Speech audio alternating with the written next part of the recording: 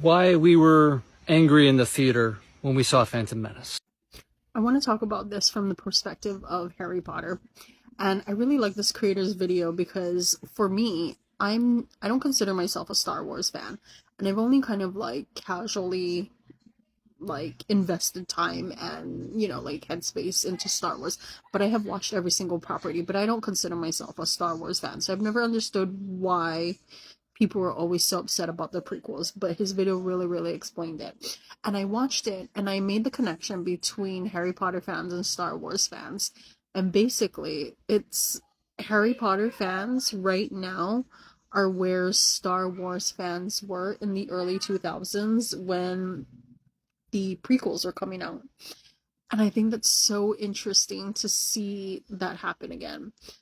And I think what's important to note is that, in a way, it kind of doesn't matter, regardless of how you feel about the franchise or whatever stories they put out. It doesn't matter because people still show up and still invest their time, their energy, their everything into these stories. Because look at Star Wars. Like, the goal is to increase new fans, to bring in new fans.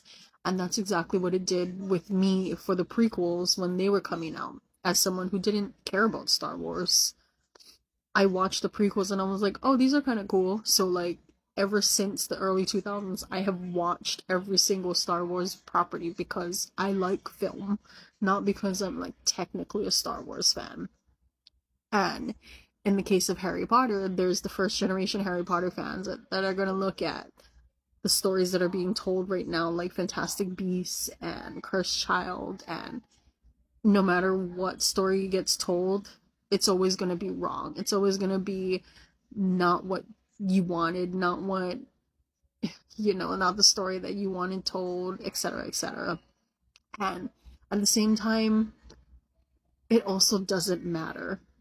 Like, it doesn't matter because they'll continue making the stories and you will continue showing up. Because for me, I will continue showing up. I don't love everything that happens in Fantastic Beasts or Cursed Child, but I am a huge fan of those things. I love those things. I love being able to be immersed into the Wizarding world again and again and again. Like, it's it's amazing. It's something. After that Deathly Hollows came out, I never thought I would have that again. I never thought the world would expand. And then, now here we are in 2022 and